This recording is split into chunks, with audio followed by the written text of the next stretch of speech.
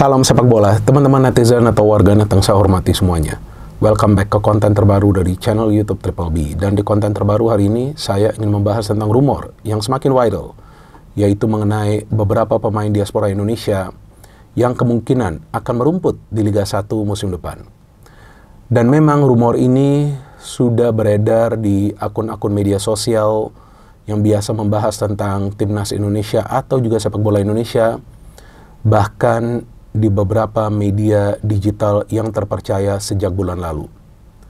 Tapi dalam 1 atau 2 hari terakhir ini, rumornya semakin berkembang dan semakin luas dibahas. Dan saya juga paham ada beberapa di antara teman-teman yang pro dan juga kontra tentang ide bagi para pemain diaspora Indonesia bermain di Liga 1. Maka itu saya membuat konten ini untuk memberikan sudut pandang saya secara logis. Tapi sebelum saya memberikan sudut pandang saya, pertama-tama saya ingin menegaskan dan juga mengingatkan kembali kepada teman-teman bahwa channel YouTube Triple B ini adalah channel yang mengedukasi para penonton. Bukanlah channel yang mencari sensasi atau juga untuk memecah belah bahkan mengadu domba siapapun. Saya perlu menegaskan hal ini karena saya tahu beberapa juga di antara teman-teman yang selain merupakan penggemar atau supporter dari timnas Indonesia juga merupakan penggemar dari beberapa pemain diaspora Indonesia. Maka itu pada saat siapapun yang memberikan sudut pandang mereka tentang para pemain diaspora, biasanya jika kalian tidak terima, maka komentar-komentarnya itu bersifat negatif. Nah, maka itu saya harapkan teman-teman juga bisa lebih dewasa menerima sudut pandang dari siapapun orang tersebut, ya, asalkan tidak merendahkan ataupun menjelekkan pemain manapun, untuk bisa kalian pahami secara dalam. Jadi jangan asal menggunakan jari-jari kalian. Karena saya membuat channel ini agar siapapun yang menonton channel ini juga bisa mendapatkan edukasi yang baik, agar kita semua itu bersatu berada dalam satu jalur yang positif. Nah, kalau menurut saya teman-teman, jika ada pemain diaspora yang memang tidak mendapatkan klub, maka sebaiknya mereka mencari dulu klub. Apakah itu di kawasan Asia atau kemudian di ASEAN sebelum nanti mereka memutuskan untuk bermain di Liga 1. Kenapa saya mengatakan hal seperti ini? Karena kita sama-sama tahu bahwa Liga 1 Indonesia itu bukanlah liga yang sebaik atau sekompetitif seperti beberapa liga lainnya di Asia, bahkan di ASEAN. Dan hal itu bisa kita lihat di rilis terakhir dari AFC tentang ranking kompetisi di Asia. Number 1-nya kita tahu Jepang, number 2-nya Korea Selatan, number 3-nya Thailand. Indonesia berada di luar 20 besar. Bahkan Indonesia berada di bawah Kamboja, Malaysia, Vietnam, dan juga tentunya Thailand. Bahkan Singapura berada di bawah Singapura.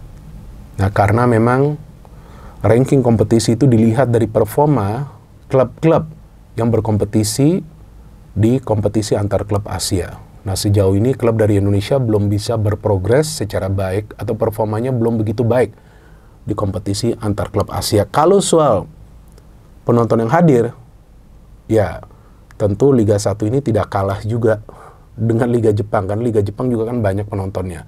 Ya, kalau soal penonton, ya memang Indonesia salah satu tempat lah di dunia di mana banyak penonton yang akan hadir di stadion untuk menonton pertandingan sepak bola, ya, apalagi yang kasta tertinggi kompetisinya. Tapi poinnya kan bukan itu. Poinnya adalah level persaingan di liga tersebut dan tentunya di tim tersebut. Karena kita sama-sama tahu bahwa para pemain diaspora ini punya level teknik permainan yang lebih tinggi daripada mayoritas, saya tidak mengatakan semua, mayoritas pemain-pemain yang bermain di Liga 1. Jadi memang pada saat mereka nanti seandainya bermain di Liga 1, ya tentu mereka adalah star player, atau istilah lainnya itu marquee player, pemain yang top lah. Karena teknik mereka lebih baik, visi mereka lebih baik. Tentunya setelah mereka bertahun-tahun latihan di luar negeri, kita tahu mayoritas dari mereka sebelumnya dibina di Eropa, khususnya di Belanda, ya tentu level fisik mereka juga lebih baik. Jadi mungkin juga jika ada yang mengatakan, ya jika para pemain diaspora ke sini maka bisa sharing knowledge. Ya itu ada benarnya juga. Tapi kan sharing knowledge tersebut juga bisa dilakukan pada saat mereka bermain di timnas. Kan banyak juga pemain-pemain kita dari liga yang dipanggil ke timnas. Dan jika mereka bermain di sini bukan berarti mereka akan lebih baik. Enggak juga. Justru bisa juga downgrade dari performa mereka. Karena mereka terlalu bagus di sini. Udah kebagusan gitu bermain di sini. Bahkan saya pernah mengatakan tentang Marcelino sebelumnya. Dia terlalu bagus di Liga 1. Akhirnya dia keluar. Oke, gak mudah bagi dia mendapatkan menit bermain. Ya kan teman-teman? Gak mudah. Tapi dia tetap struggle. Dia berjuang agar dia mendapatkan menit bermain tersebut. Seandainya nanti memang sudah deadlock. Atau dead end lah ya. Mau gak mau ya dia kembali ke Indonesia. Tapi bagi para pemain diaspora Indonesia yang memang dibina di Eropa sebelumnya, sebaiknya mereka berada di luar negeri. Ya kalau memang nggak bisa dapat klub di Eropa, ya cari lagi di negara Asia lainnya atau di ASEAN. Memang perjudiannya adalah belum tentu juga mendapatkan menit bermain, tapi harus berjuang untuk mendapatkan menit bermain tersebut.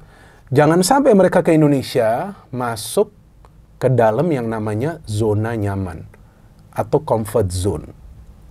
Sebelumnya kita tahu ada beberapa pemain keturunan Indonesia kita yang mainnya bagus banget pada saat awal-awal bermain di Indonesia, tapi tiba-tiba turun. Bukannya naik levelnya, turun. Jadi saya pikir wajar jika ada yang pro dan jika ada yang kontra. Yang pro menilai kalau nggak mendapatkan menit bermain di Eropa, ya datang saja ke Indonesia. Tapi kan ngomongnya itu soal menit bermain. Tapi soal berlatih, soal lifestyle, beda lagi. Iya kan? Jauh beda antara di Eropa atau ya di Korea atau Jepang dengan yang di Indonesia. Ya mungkin juga yang pro akan mengatakan, ya ini kan demi kepentingan timnas Indonesia. Betul, demi kepentingan timnas Indonesia. Tapi juga demi perkembangan sang pemain, apalagi jika pemain tersebut masih di usia produktifnya. Ya lebih baik dia terus struggle di luar, cari menit bermain tersebut. Bagaimana bisa mendapatkan menit bermain? Cara latihan yang keras. Ya dong, pada saat nanti diberikan kepercayaan, perform. Kan kuncinya itu, performa. Performa yang dilihat di luar negeri, bukan suka atau tidak suka. Jadi jika sekarang ada beberapa pemain yang memang tidak bisa mendapatkan menit bermain, mungkin performanya tidak cukup baik. Bukan karena mereka sudah menjadi bagian dari timnas Indonesia. Nah ini kadang-kadang kalian juga salah paham. Oh iya, karena sudah menjadi pemain timnas Indonesia gak dikasih menit bermain. Enggak juga. Kalau memang mereka perform, akan terus diberikan menit bermain. Bahkan Kevin Dix dari Copenhagen pindah ke Borussia Mönchengladbach. Itu kan upgrade. Iya dong. Dari Liga Denmark dia ke Bundesliga. Yang level persaingannya tuh lebih ketat. Nah itulah yang dibutuhkan oleh para pemain timnas Indonesia. Dan memang banyak juga yang menilai ini yang pro. Ya sebelumnya kan juga banyak pemain dari Liga Indonesia yang keluar negeri gak mendapatkan menit bermain, akhirnya mereka balik. Ya itu beda kasusnya. Jangan disamakan. Gak bisa dibandingkan apple to apple. Dan seperti yang kita pahami bahwa pemain-pemain diaspora ini memang dipilih karena memang mereka sudah punya level permainan yang bagus. Standar Eropa, Pak. Ya kan? Jadi yang ditargetkan adalah pemain-pemain yang bermain di luar negeri. Bukan pemain-pemain yang bermain di Liga 1 kemudian dinaturalisasi menjadi warga negara Indonesia agar bisa membela timnas Indonesia. Karena kelihatan nanti level permainannya beda jauh. Maka itu ada beberapa pemain juga yang sekarang tidak bisa masuk ke timnas Indonesia karena kalah bersaing dengan pemain-pemain yang dibina di Eropa. Bukan karena suka atau tidak suka. Yang kontra tentu menilai, wah jangan datang ke Indonesia deh. Carut-marut nih kompetisinya. Sebenarnya enggak juga. Enggak carut-marut juga. Kalau saya sebagai komentator dan penonton Liga 1, ada juga kok pertandingan-pertandingan yang bagus, ada. Level permainannya bagus, tapi kan tidak semua pertandingan. Dan tidak semua stadion yang lapangannya bagus. Ya kan, jadi tergantung juga klubnya, tergantung juga infrastrukturnya. Tentu para pemain diaspora ini jika nanti jadi merumput di Liga 1, tentu akan memilih klub-klub yang kondisi finansialnya sehat, Dan juga klub yang punya potensi bersaing di papan atas. Betul kan? Tapi jika klub tersebut juga tidak bermain di kompetisi antar klub Asia, sayang juga. Beda jika klub tersebut bermain di kompetisi antar klub Asia. Nah, oke lah. Paling tidak bisa main di Asia juga. Tapi lebih baik cari dulu di luar Indonesia. Bukan artinya tidak boleh ke Indonesia. Kenapa gak boleh? Jika mereka datang tentu akan meriahkan juga lah.